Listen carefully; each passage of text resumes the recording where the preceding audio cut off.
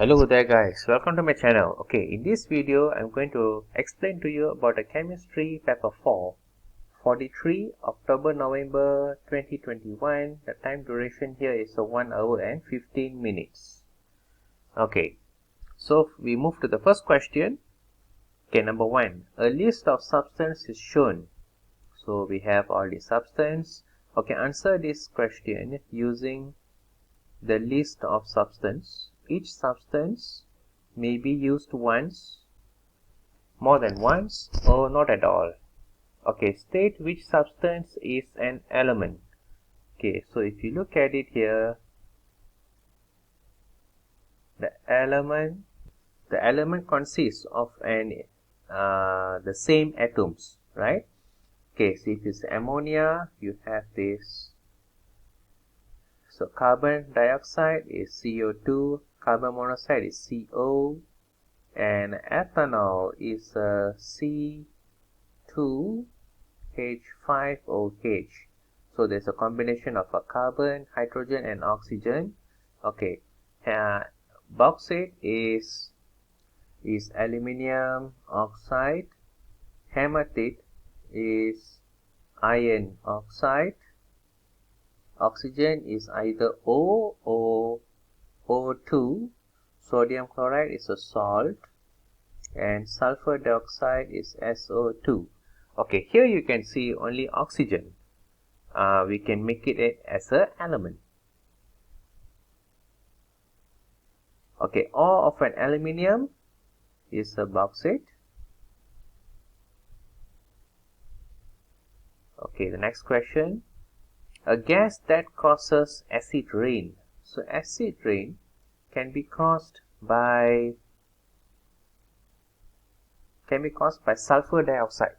Okay, so when they mix up with water, so you will have here sulfuric acid. Okay, so this is one of the element in an acid rain.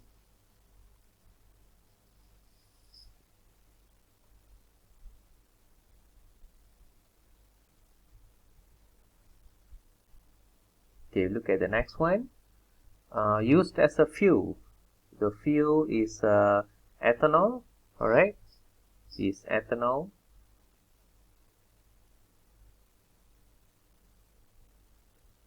And an ionic compound, we can say sodium chloride.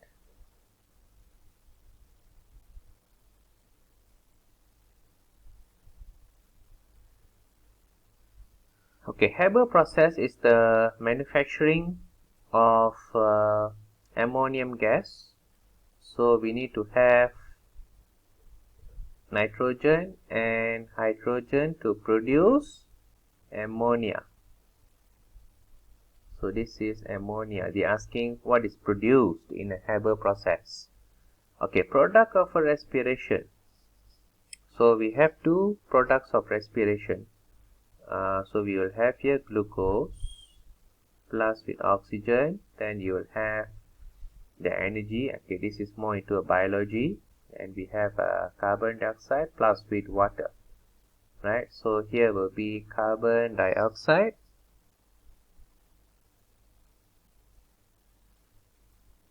Okay, a toxic produce of an incomplete combustion of a hydrocarbon. So they will produce soot and carbon monoxide. Soot is a carbon, okay, the black color stuff. So the another product is called as a carbon monoxide. Okay, a gas produced in the test for nitrate ions. Okay, nitrate ions, it will produce ammonium gas. Alright, ammonia gas. Okay, this is for question number 1. So total marks for question number 1 is 9 marks over here. So now let us move to the question number 2. Okay, number 2. This question is about electrolysis. State the meaning of the term electrolyte. Okay, electrolyte is a substance in an ionic or molten form that conducts electricity. Alright, so let me type the answer for you. Okay, this is my simple answer. Ionic compound in a molten or aqueous form which can conduct electricity. Alright, so this is enough to get you 2 marks here. Okay, now we move on with the next one. This is just a definition. Okay, the table gives information about the electrolysis of a 2 electrolyte. Okay, carbon, graphite electrode are used in each experiment, so there is no issue in the electrode because the carbon is inert. Alright, complete the table to show the observation and the product of electrolysis. So here we have aqueous copper 2 sulfate. So let me explain to you the entire process here. Okay, when you have aqueous copper 2 sulfate over here, this is a positive electrode. Alright, so this is a positive electrode and this is a negative electrode. So this one will be the anode. Anode doesn't mean it's always positive. Anode means is the place where electron will be emitted. Alright, okay, now we list down all the ions over here. So for the list of ion that we have here is a copper 2 plus, hydrogen from the water, and we have sulfate and OH, hydrogen ion, okay, from the aqueous. So the negative will be attracted to the positive side. So here we do have sulfate ion and hydrogen ion, but hydrogen ion will be chosen. Alright, so because it is the least reactive compared to sulfate. So the equation at the anode. So the equation at the anode we will have okay, please remember, if you have hydroxide, remember you have water and oxygen, and it releases 4 electrons. So make sure here's 4 and 4. Then you just have to balance out the equation and remember to put here 2. So here we have a product, bubbles form. So here we have oxygen. Okay. So now we go to the cathode side. So the cathode here you have both of these, copper 2 plus and also hydrogen, but copper will be selected. Okay, since it is a below than hydrogen. So copper 2 plus will accept electron to form copper metal. So the copper metal will be deposited at this part here. So the electrode at cathode will be fatter. Alright, so this is the scenario for aqueous copper 2 sulfate. Okay, now let us go to the question.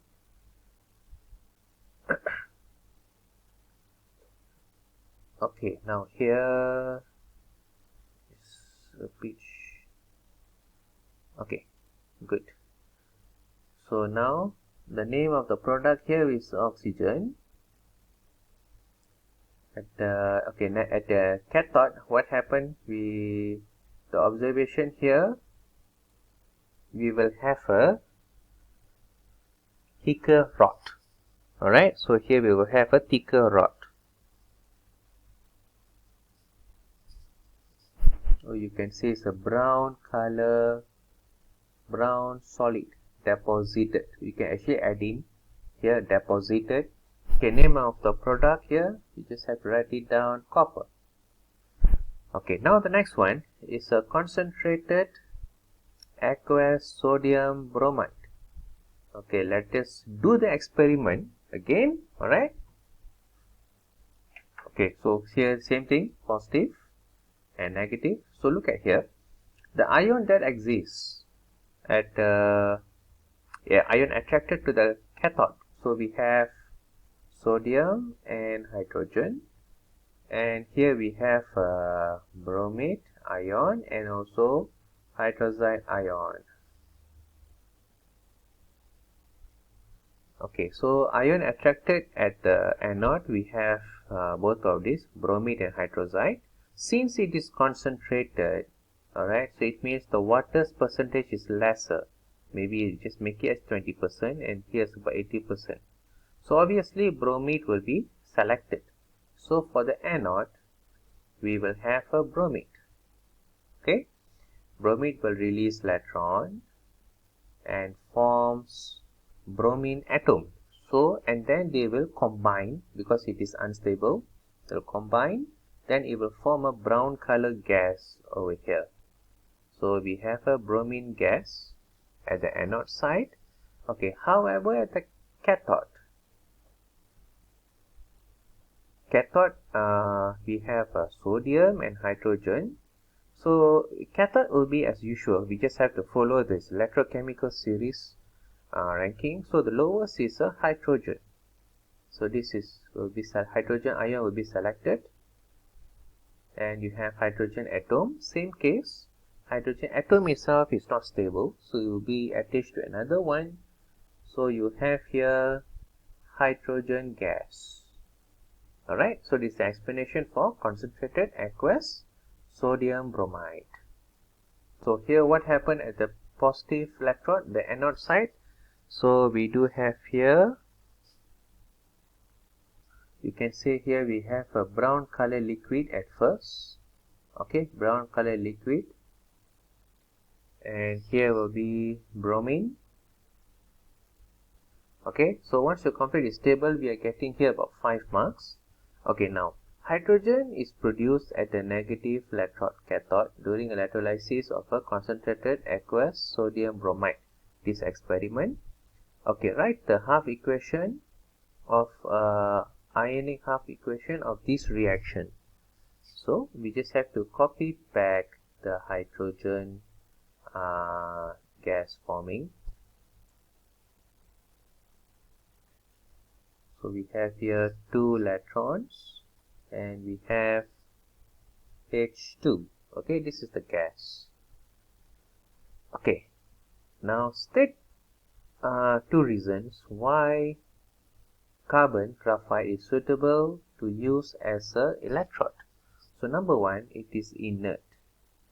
Okay, it doesn't react with the chemicals or electrolytes. Another one is a good conductor of electricity. This is the 2 reasons. Okay, the next one, name the particle responsible for the conduction of electricity in metal wires used in the circuit. Responsible, so it is the electron. Electron is the one responsible. So always remember, so when you have a battery, right? When you have a battery, oops. Okay, let me draw it for you more beautiful. Okay. Oops. Okay, now we have here positive and negative. Okay, as we all know, this is a positive plate and this is a negative plate, right? So the one that we have studied before, the current flows in this direction. But actually, the cause of this current to flow in this direction, the battery will act as a electron pump. Okay, the electron pump. So the electron will be flowing in the opposite direction of the current. So that's why the current is flowing in this direction. So the main particles here responsible for the conductivity of the electricity is the electron. Alright, so I hope you can understand the fundamental here. So total marks for the second question is 12 marks. Okay, now we move on with the next question. Okay, number 3, lead is a metallic element in a group 14. Okay, or 4. Okay, one of the ores of lead is galena, which is an impure form of a lead sulfate. Lead also occur in ore charosite, which contains lead 2 carbonate. Okay, calculate the relative molecular mass of lead carbonate. So to get this, we have to refer to our periodic table. So here we can find plumbum. Alright, plumbum is 207. So plumbum is 207 plus with carbon, which is 12, and then oxygen is 16 times with 3. Okay, so when we add on this, we will be getting here about 267. Okay, so this is a relative molecular mass of lead carbonate. Okay, now we look back at the next question. Okay, so the relative molecular mass for the lead sulfate is 239. Calculate the percentage of lead by mass. So lead is 207. So 207 divided by, okay, just make you a formula. So calculate the lead percentage of lead. It means you just have to take the leads RMM divided with the entire thing, multiply it with 100. Okay, so that's all. So here we have 207 divided with 239 multiply with 100, and you'll be getting here about 86.6%. Okay, so now, okay, the percentage of lead by mass in plumbum carbonate is 77.5. Use this information and your answer to suggest whether it would be better to extract lead from plumbum carbonate or plumbum sulfate or lead sulfate. So we have to go for the bigger percentage of lead. So which is my answer here will be plumbum or lead sulfate, because it has higher percentage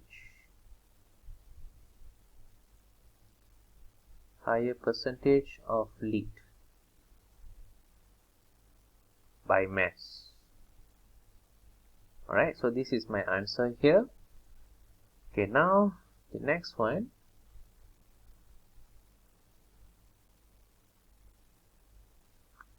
Okay, when lead 2 carbonate is heated, it decomposes into lead 2 oxide and carbon dioxide. Write a chemical equation for this reaction. So lead 2 carbonate decompose. If it's decomposed, just put an arrow and just write it down, the products. Now we have to balance it. So Pb we have 1, here's 1.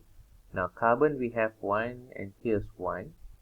Oxygen total we have here 3 atoms and here we have 3. So it's already balanced. So it's 1 mark here. Right? So now next one. Lead 2 carbonate react with dilute nitric acid. One of the products is aqueous lead 2 nitrate. Write a chemical equation for this reaction. So here we have nitric acid. So remember, when you have a methyl carbonate react with acid, so here we will have the salt, plumbum 2 nitrate, okay, and it will release carbon dioxide plus with water. Okay, now we just have to balance this. Okay, now look at here, nitrogen we have 2, right? So just put here 2. Hydrogen is already 2 here, that is balanced. Plumbum and plumbum, here's 1 each, and it is pretty much balanced. So this is your answer. This is 2 marks here. Okay, so let us move with the next one. So F, lead 2 oxide and carbon dioxide are oxides of a group 14 elements. Okay, complete. Alright, this is better. Okay, now complete the diagram to show the electron arrangement in a one molecule of a carbon dioxide. So carbon, we have to look at the carbon's arrangement, electron arrangement, which is 2.4. and oxygen is a 2.6. All right, so the oxygen needs 2 more electrons. So each need 2 more electrons to be stabilized. So we just have to draw this. So oxygen, I start with a dot. Okay, so here we must have 6, 1 and 2, 1 and 2. So oxygen total you must have 6 green color. Okay, now we look back at the carbon. Carbon you have 4, so it's all inside the bondings. All right, so this is how. So if you calculate again each oxygen, here we will have 8 electrons, and for carbon we have 8 electrons. All right, so this is how you have to show it. Is the representation of this. Okay, so that's your answer for 2 marks. Okay, now we move on with the next one. Okay, the melting point of a lead-2 oxide and carbon dioxide are shown. Okay, use your knowledge of structure and bonding to explain why lead-2 oxide has a much higher melting point than a carbon dioxide. Your answer should refer to type of particles involved, the relative strength of the force of attraction between the particles. There's 3 marks, so we need about 3 points here. Okay, the first one. Okay, so this is my point 1, point 2 and point 3. So if you notice that the lead is a non-metal and the lead is a metal and oxide is a non-metal. So they will have an ionic bonding over here. Alright, so it has an ionic bonding, while carbon dioxide it has a simple covalent bonding. So number 2, you have to explain about this ionic bonding. So which it has a strong electrostatic attraction force, while carbon dioxide it has a weak attraction force. Alright, so this is enough to fetch you about 3 marks here.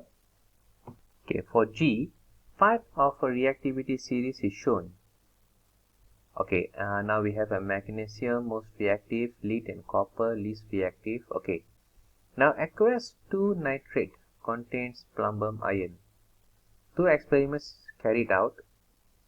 Magnesium is added to aqueous lead 2 nitrate, and experiment 2, copper is added to aqueous lead 2 nitrate. So write an ionic equation for each. So this is displacement. Okay, displacement process, where when you have a more reactive element attached to the lead, it will displace.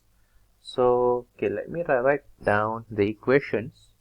So if you have magnesium, okay, they're asking only the ionic equation. So lead 2 ion. So here you have plumbum metal being displaced with a magnesium ion replaced in this nitrate. Okay, experiment 2, the copper is actually the least reactive compared to plumbum, so it will give you almost no effect. So you will have the same one, or you can say you can put this equation, or you can say it's a no reaction. Alright, so this is your 2 marks for here. Okay, we move on with the next one. Okay, when lead 2 nitrate is heated, it decomposes to produce the same gaseous product as when copper 2 nitrate is heated. So one of the gaseous product is oxygen.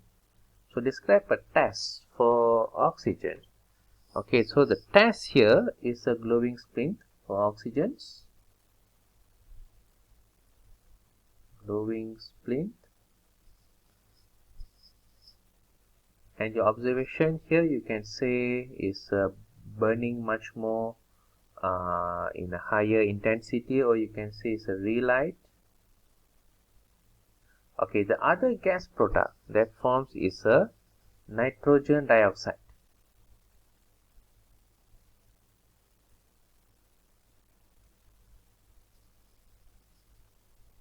Alright, so total marks for this question number 3 is 16 marks over here. Okay, let us move to question number 4. Okay, for carbon is an important element. So carbon exists as an isotope of a 12,6 and 13,6. So how do we pronounce this? We will pronounce this as a carbon 12 and this is as a carbon 13. Okay, complete the table. So number of proton here. Okay, this is better. So here we do have 6 electrons, same with the proton. So here will be 12 minus 6, so here we're getting about 6. Okay, so for 13 carbon 13, the proton number will be 6. Electron is the same because there is no charge over here, so it must be the same. So here will be 13 minus 6, so here we'll be getting 7. Alright, so this is your answer. Okay, now name 2 forms of element carbon which have a giant covalent structure. So what you can say is a diamond. Okay, please remember diamond, they have this tetrahedral structure, and we will have a graphite. Okay, so this is a 1 mark. Okay, now we go to there is some calculation question. Okay, the Avogadro constant is the number of particles in 1 mole.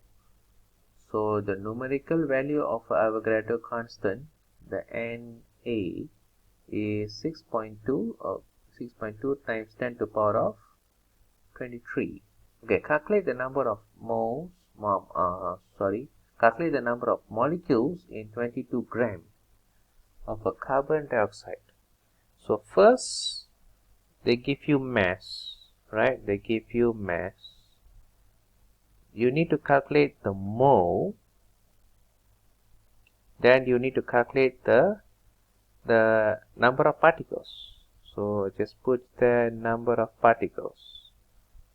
So in each, so here we have to divide with the RMM. After we get the mole, we have to divide with the Avogadro's constant. So just get the 22 divided with the carbon is 12 and oxygen is 16. So here you will have total about 44, if not mistaken. Yeah, 44. Okay, so it's 12 plus 16 plus with 16. So this is, we are getting here the mole, which is about 0.5 mole. So from here, okay, so this one should be multiplied then. You should multiply with the Avogadro's constant. So we just take 0.5 multiply with Avogadro's constant using this one. Okay, just put this in your calculator and you'll be getting here 3.01 times 10 to the power of 23 molecules. Okay, next one, calculate the number of molecules in 6 dimetric cube of a carbon dioxide in at room temperature and pressure. So from volume, alright, so from volume to mole, then number of particles. So here, from here we need to divide with 24. Okay, divide with 24 dimetric cube. If it's in centimeter cube, you have to divide by 24,000. So please remember 1 dimetric cube is equals to 1000 centimeter cube. So just take the 6 divided by 24, you'll be getting the mole, right? So this is, you can simplify this 1 over 4, which is a 0.25. So this is the mole, and just multiply this value with the Avogadro's constant, and you'll be getting the answer as 1.505 times 10 to the power of 23. Alright, this is the answer for this. This is total 6 marks for this question. Okay, I hope you can understand this. Sorry for this bad handwriting. Okay, now let us move on with the question number 5. Okay, number 5a. Dilute sulfuric acid and aqueous sodium hydroxide can be used to prepare sodium sulfate crystal. Okay, using, okay, let me adjust the video point. Okay, using a method that involves titration. Okay, so we have a conical flask, dilute sulfuric acid. This is a sodium hydroxide. Okay, now we answer one by one.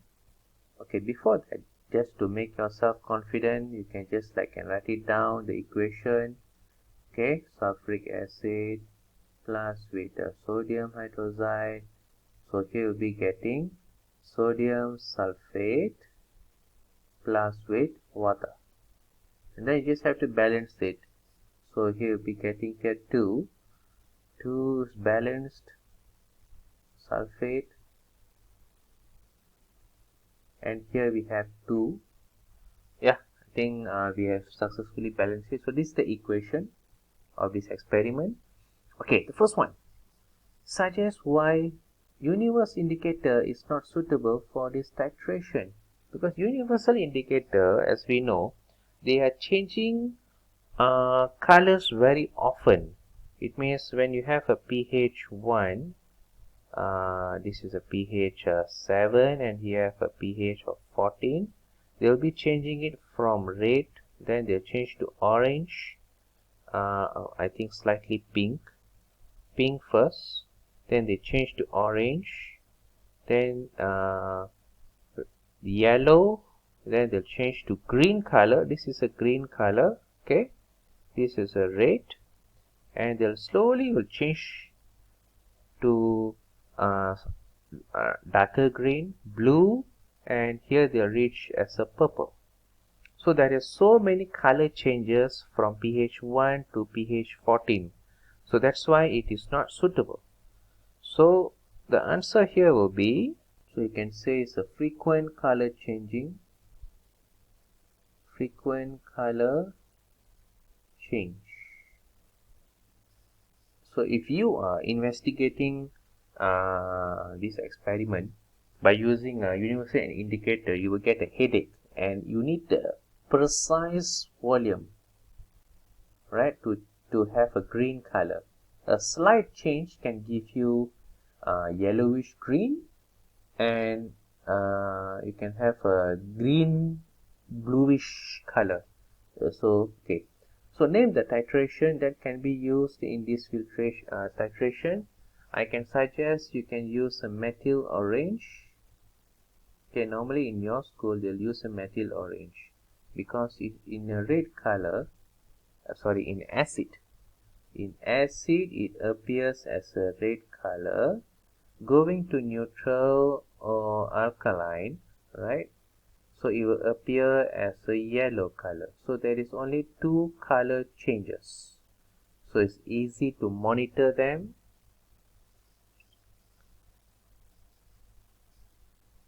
So okay, so there's 1 mark here, 1 mark here. Okay, now we move on with the next one. Okay, so there is a big project over here. Okay, now 20 centimeter cube of a dilute sulfuric acid neutralize 25 centimeter cube of 1 molarity aqueous sodium hydroxide. At end of the titration, the conical flask contains aqueous sodium sulfate with the dissolved indicator as an impurities. So So describe how to prepare pure sample of a sodium sulfate crystal from the original solution. It means from here, original solution of the same concentration. Okay, if they're asking for the same concentration, you are not required to give details how to carry out the titration. Okay, so this one will be more to your paper 6, and the marks given here is 5 marks. So after you have done the first experiment, obviously you know the volume, right? So you can repeat the experiment number 1. Repeat the experiment without using indicator. Alright, without using indicator. Or if you want to remain with the indicator, you can remove it. You can remove this by with carbon. Okay. Okay. Number 2.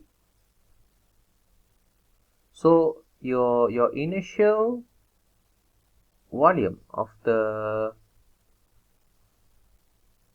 sodium sulfate, right? So here we will have, let's say this is the volume. So if you want to make it to a solid crystal, you have to boil it. Okay, boil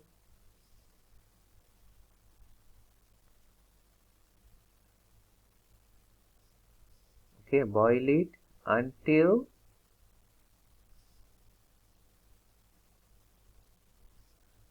most of the water gone.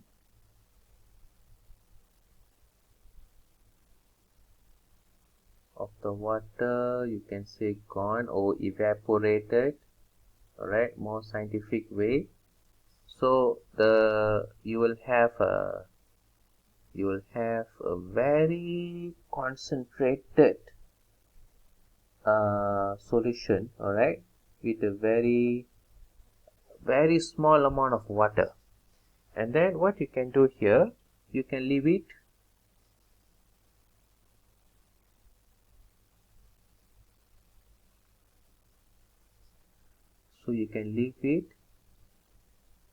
to cool and dry. Okay, you can I think you can leave it to cool, and here after a while what will happen is you will form like a crystalline. So you can form like a salt, okay, like a small amount of salt over here. So it becomes crystallization.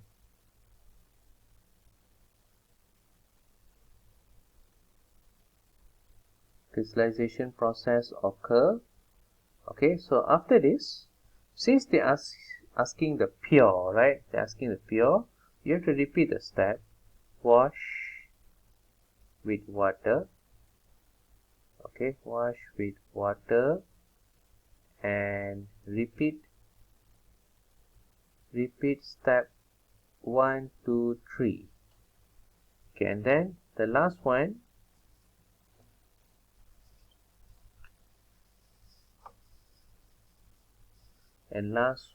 we just have to dry it to collect. Dry it before collecting the pure sample. So this is the steps, guys. This is the steps. Even you can use the same steps when a titration question appear in your paper 6. Alright, so this is the 5 marks here. Okay, let us move on with the next question.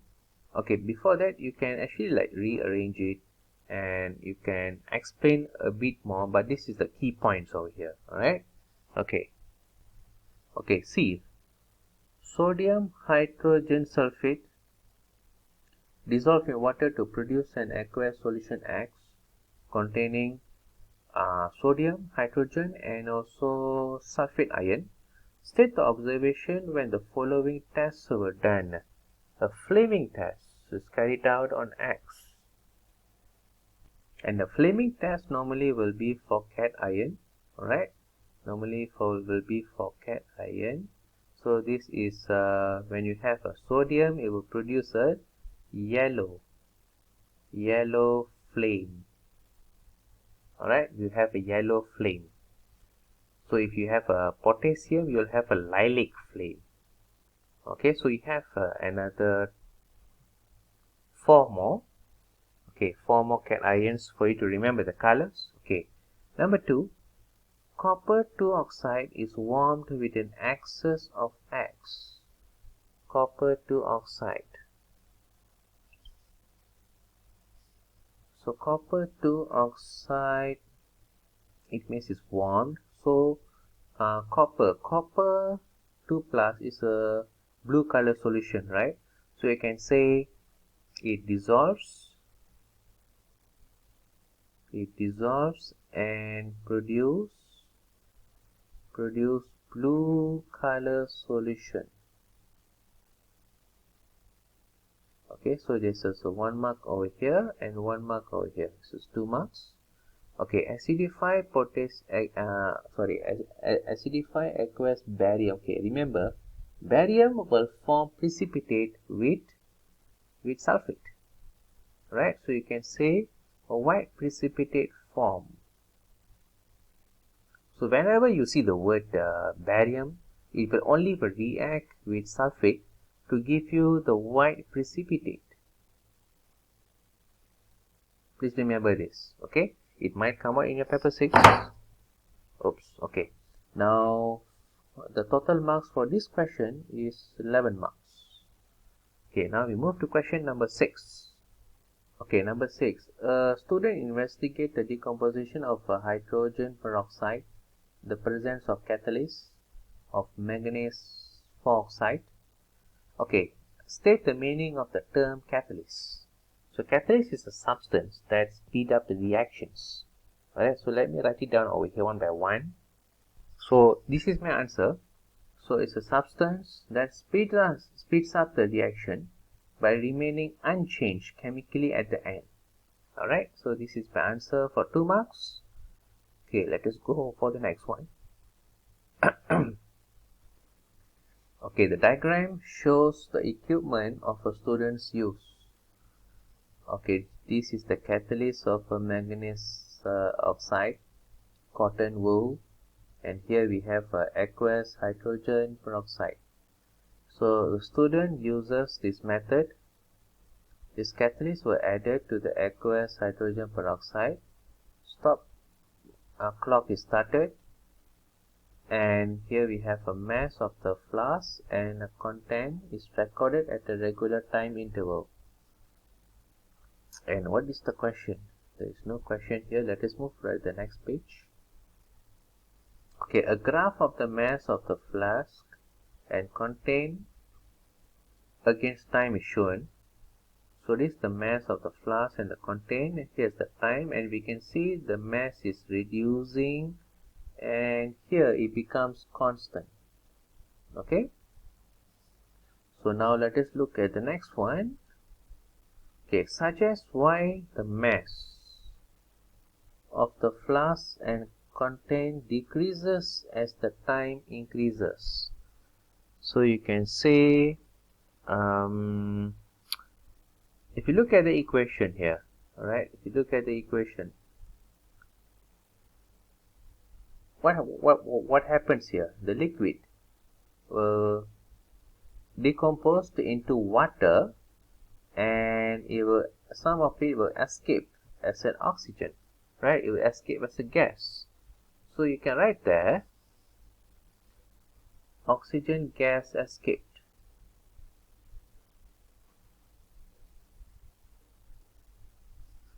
Oops, bad handwriting. Okay, now describe what happened to the rate of reaction as the time increase. So they will become, as the time increases, so decreases. Alright, so you can write that the rate of reaction decreases and eventually the reaction stops. Okay, so eventually the reaction stops. So which is here, it stopped. So your gradient or the rate of reaction here is 0. So there's a 1 mark and 2 mark here. Okay, now the student repeats the experiment with at a higher temperature. All the other conditions stays the same. The rate of reaction increases. So now explain in terms of a collision between the particles and why the rate of reaction increases at a higher temperature. Okay guys, for this I have prepared all the points that you have to include over here. So look at here, at high temperature what happens is the particles absorbs heat energy. This is first point. Okay, now higher kinetic energy and you have a faster movement. So once you have a faster movement, you will have a higher collision per unit time. Then with the higher energy, because not all collision you will produce the product. Some collision is just like collide and go back. So to have an effective collision, you need to have the atom has higher energy than activation energy. Then high effective collision occurs. So this is more than 3 points, but I just write here. It can help you for the other questions. Alright, so please copy down all this. This is for 3 marks. Okay, the next one is draw a line on graph B for the experiment at the higher temperature. So let us look back at the graph at higher temperature. So let me erase this. So you have to draw much more steeper graph, and then you must return back to the same. Okay, so you can see here, this is at, and you have to write it down. So this is at the higher temperature. Right, so it happens at a faster rate, and it has to be the reaction has to stop earlier, slightly earlier compared to the original graph. Right, so this is the answer for the last question over here, number 10. So here we have about 10 marks. Okay, now let us move on with the next question. Okay, question number 7a. Ethanol is a member of a homologous series of alcohol. Okay, give 2 characteristics of the member of homologous series. So you will have a same general formula. Okay, so formula of alcohol, you have a CnH2n plus 1 OH. Alright, and you have a same chemical reaction. So I think better to say similar chemical reactions.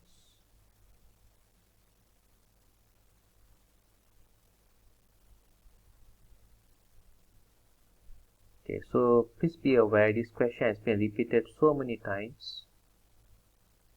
Okay, then for the next one, B. Okay, the ethanol can be manufactured from ethane. Ethane can be made from a long chain hydrocarbon such as decane. Ethane is then converted into ethanol. Okay, so here from alkane, alright, from alkane to alkene. So here we will have a cracking process. Okay, name the process used to obtain ethane from long chain hydrocarbon such as decene. So this is a cracking process. So remember, cracking process will end up, you will have one group of alkene and one group of a smaller alkene. Alright, smaller alkene. So now the next one here will be complete the chemical equation to show the formation of ethane from decene. So let me make it bigger. Alright, okay. So here we have 10. Here we have 10, and this is butane. Alright, this is butane. So one group of ethene is confirmed. So ethene is a CnH2n, same with this. So here you have 2 and H4. So now what we left? So we have so here's carbon 6, right? This is 6. So the balance is carbon 4. And look at hydrogen. We have 8 here and we have 4. So we combine total. So 8 plus with 4, we got 12. Then we minus with this. So balance we have here is 10. Alright. So this is your answer here. Okay, write a chemical equation for the conversion of ethane to ethanol. Okay, so here will be hydration process. We have to add the water. So example, now we have ethane. So ethane is this. Alright, so we have to add water. So water can be split like this. So we have here HOH. So the double bond will break, and here we have one will move to here, hydrogen, and another one will become a hydroxide here. So that's how we are getting alcohol, ethane to ethanol. Okay, now we go back to the question. Okay, so this is hydration. Okay, now next one, name the type of reaction occurring when ethane is converted into ethanol. Okay, there is a small mistake here. Here supposed to write the equation. So here will be C2H4 plus water, and here we have C2H5OH. Alright, so this is the formula. Very sorry for this. And this is a hydration. I'm going quite fast. Okay.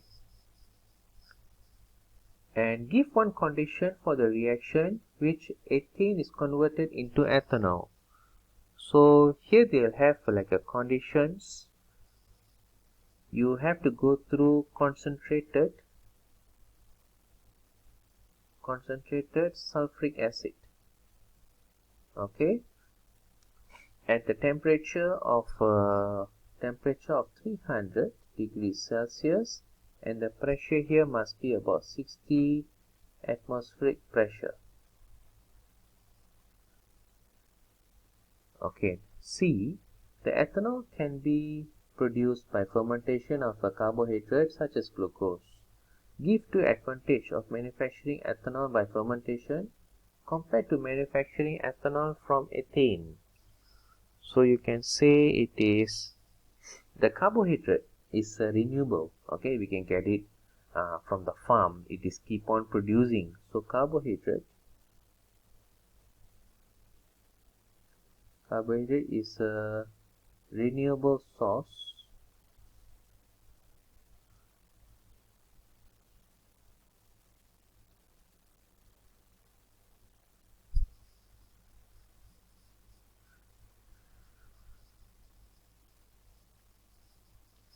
and here we will have a lower pressure used.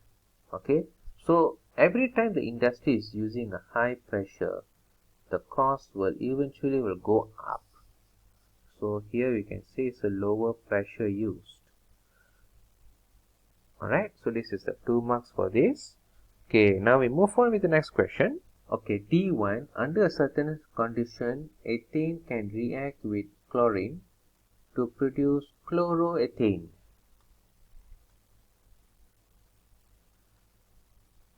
Okay, the structure of chloroethane is shown here. The equation for the chemical reaction is shown below. Okay, state the type of chemical reaction between ethane and chlorine, and this equation shows. Okay, this shows it is a substitution. Okay, it is a substitution because only substitution will produce hydrochloric acid here.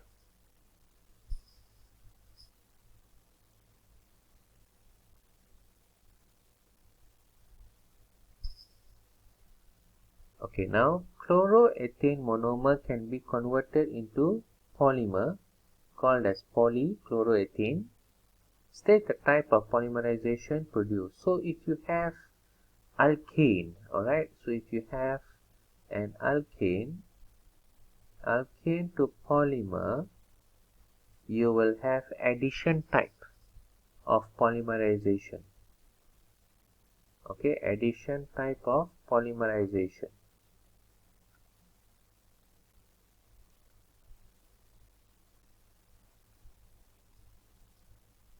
Okay, draw a section of a polychloroethane molecule made from these two monomer molecules.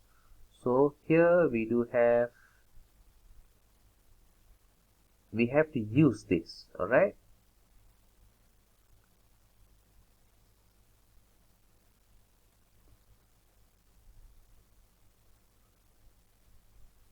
So here we have a chlorine, hydrogen,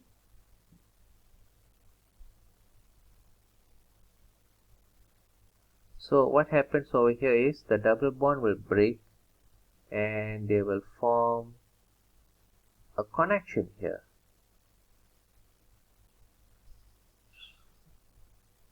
So here we have hydrogen,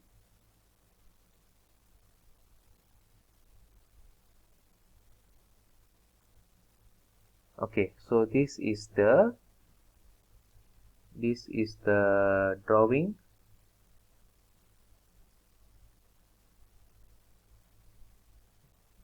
Okay, so this is the results we are getting here. This is for 2 marks. Okay, E, the structure of parts of polymer is shown. Okay, this is a polyamide. Okay, this polymer is made from one type of monomer only. So when a group, so here you can say there is nitrogen, and this is we call as a amide group, alright, amide group, and the another one here you will have carboxylic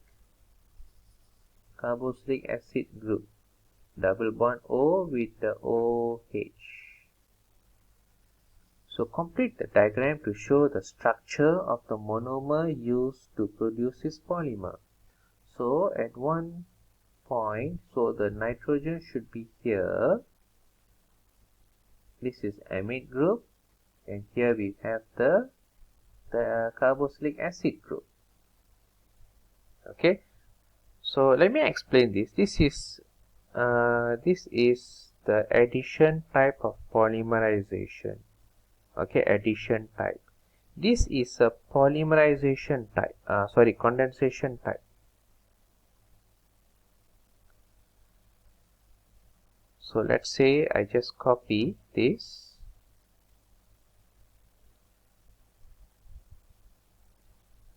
Okay, let's say I just copy this. This is for so we have done this question, alright. So I just want to explain a little bit more. Okay, now how this work? Okay, now so this one will be